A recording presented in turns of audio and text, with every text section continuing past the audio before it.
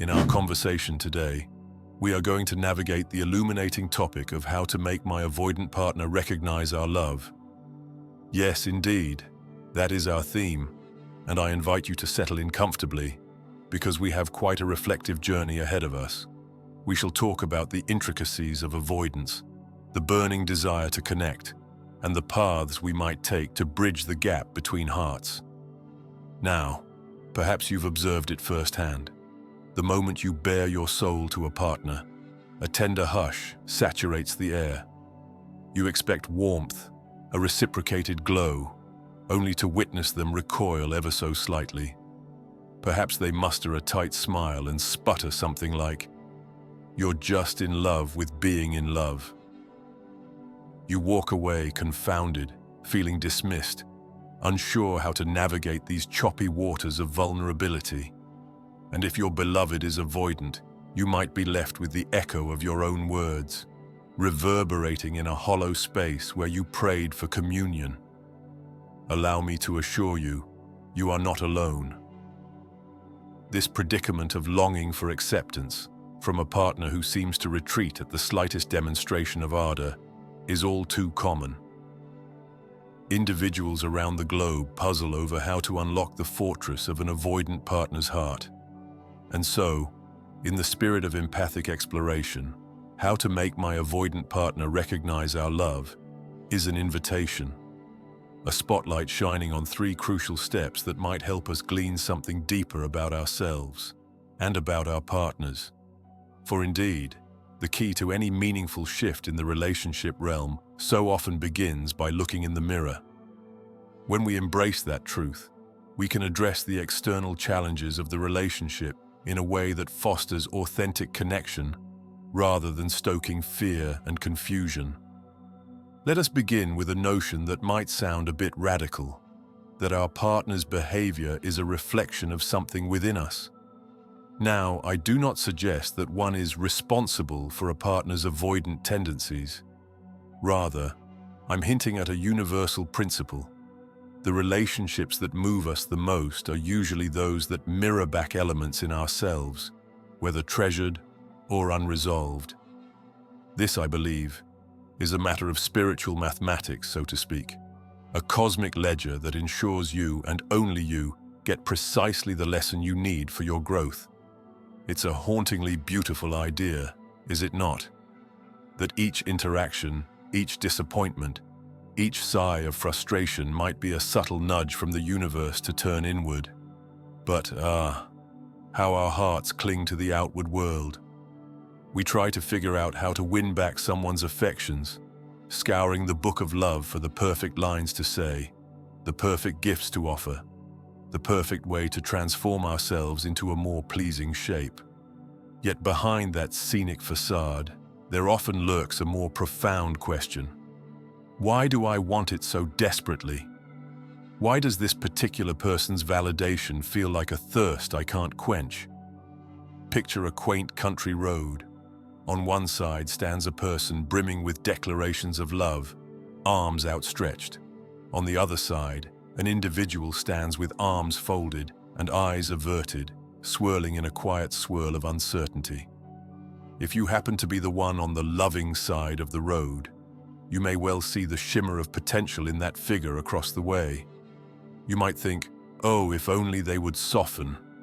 If only they'd let down their guard, they'd realize this magical bond we share. Yet, your partner's vantage point might be colored by deep-rooted beliefs. Perhaps they've come to associate those three little words, "I love you," with manipulation, heartbreak, or controlling relationships in years past. For them, love talk can feel like quicksand, an ominous trap from which they must flee to remain whole. And so, they step away from the swirling current of your open heart, returning to safer, more familiar ground, even if that ground is lonely. At first blush, one might say, it's all a misunderstanding. If they could only see the sincerity of my feelings, the vastness of our connection, it would be so simple. And in many ways, that is correct. But it is not the complete tapestry. Your sincerity might be luminous, but their fear, their need for distance, is equally real. To reduce it solely to a misunderstanding risks invalidating what they truly feel. And so we wander, searching for a secret strategy that will fix this. Yet, the wisdom gleaned from endless stories, both personal and from others, tells us we cannot manufacture or coerce a deeper bond.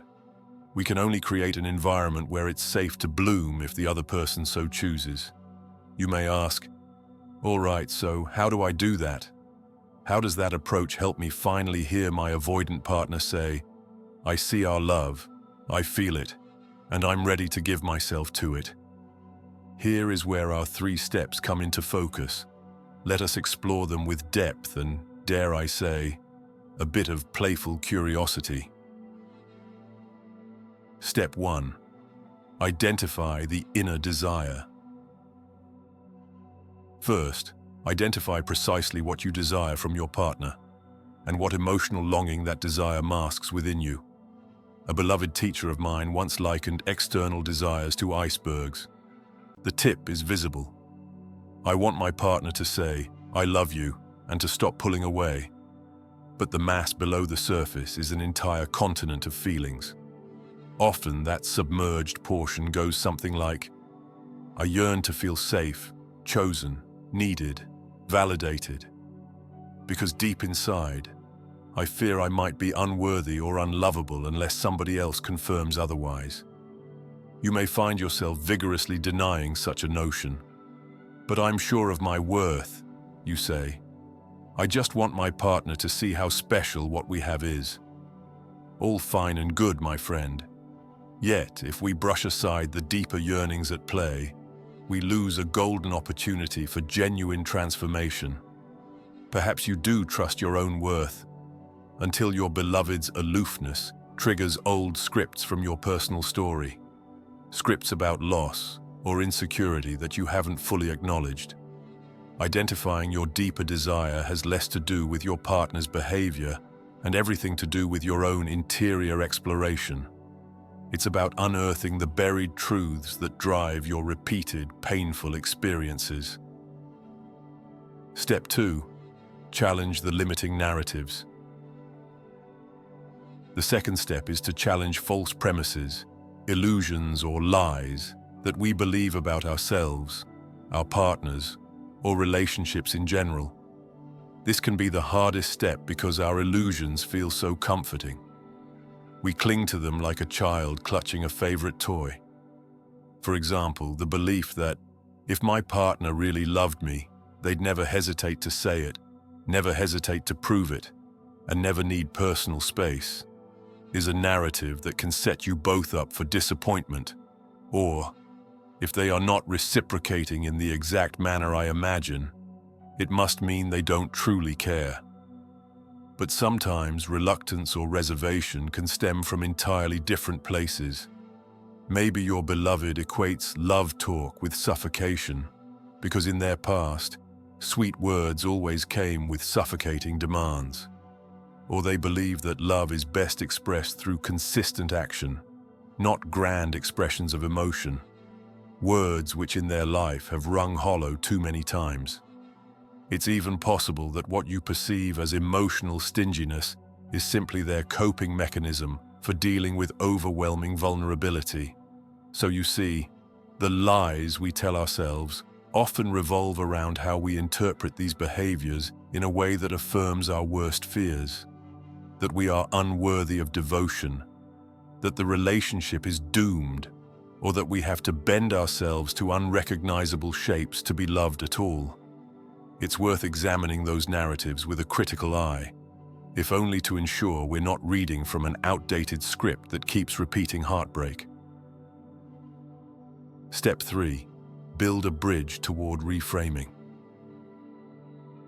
With illusions cracked, we approach the third step, adopting a new belief system and building a reframing bridge for the relationship. This step demands both humility and creativity. You might find it helpful to speak aloud a statement that captures your new perspective, one that honors both your truth and your partner's. Something along these lines.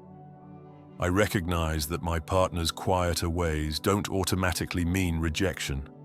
We each carry different experiences of intimacy. I want us both to feel comfortable, to expand at our own pace. I choose to offer them patience, compassion, and empathy, while also honoring my own needs for connection. It seems simple when worded so neatly. In reality, this is an ongoing practice, one that requires consistent reflection and gentle boundaries. But from such a stance, we can more gracefully approach a partner's hesitations. We no longer feed the anxious script of, "Why won't you say you love me?"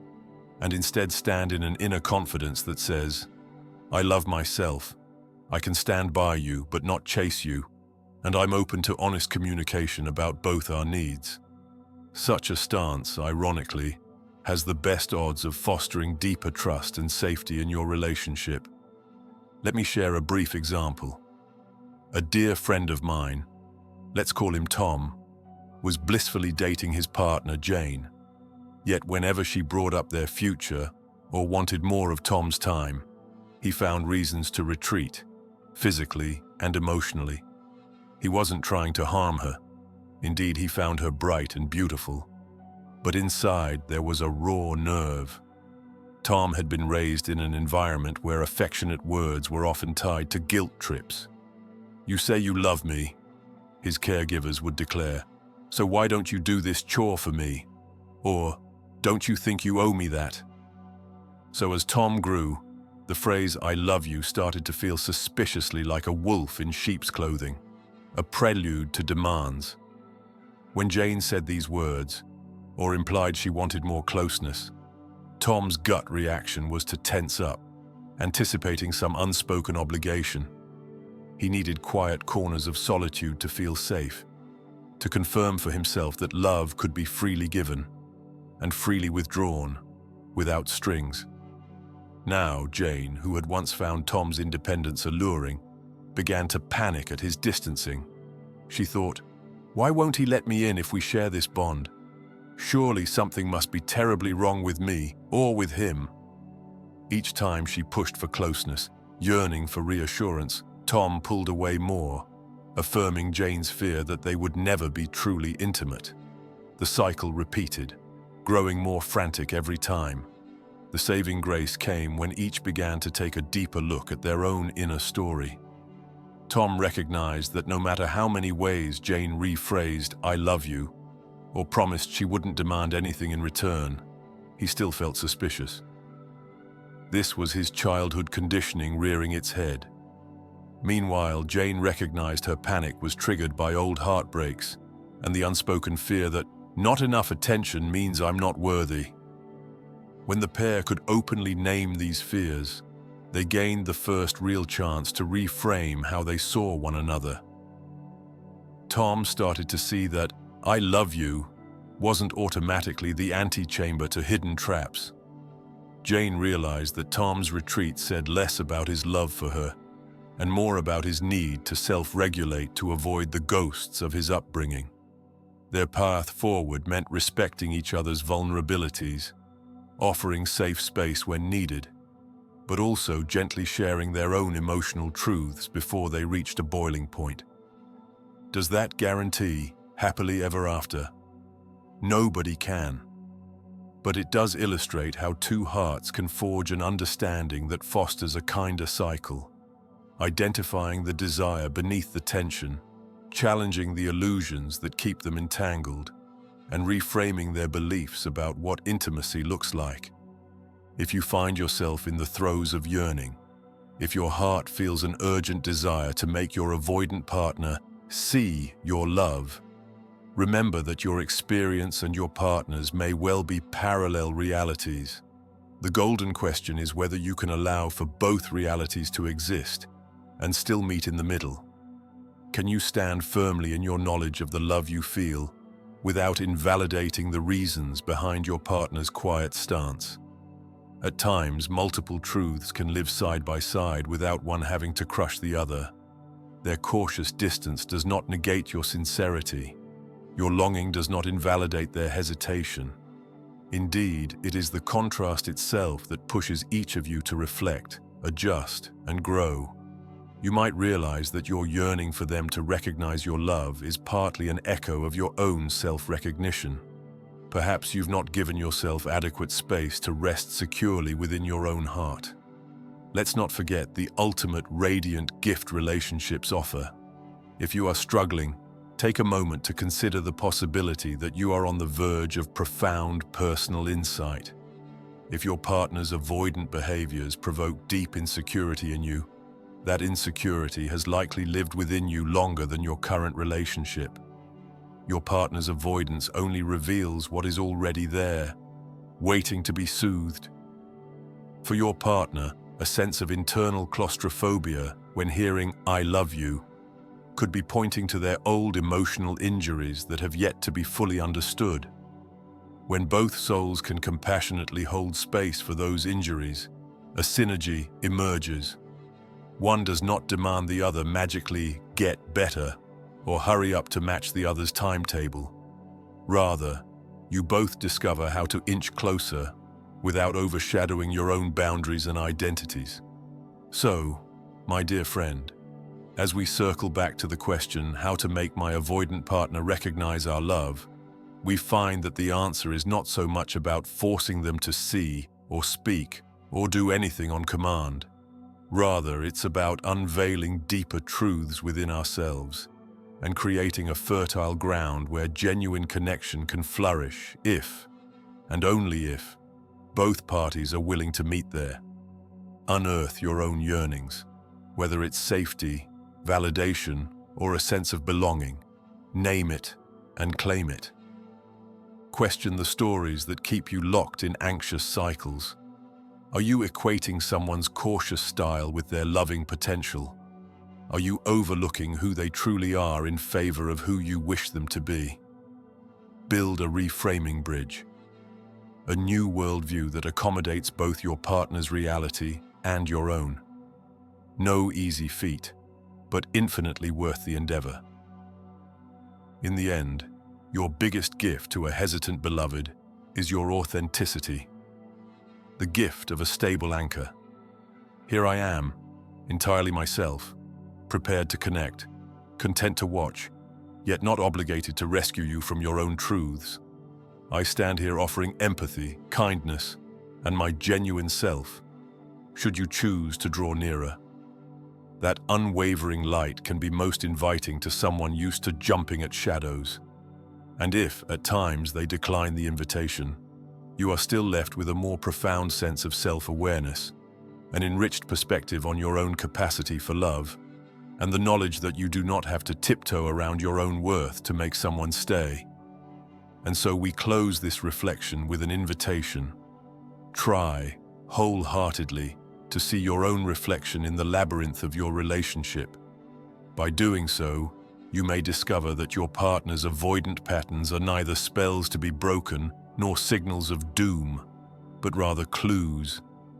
Clues that point to your own uncharted territory of the heart. Fields of roses and brambles, perhaps, but always compelling to explore. And in that exploration, your radiance might just be the guiding force that helps them, in their own time, recognize the wondrous love you share.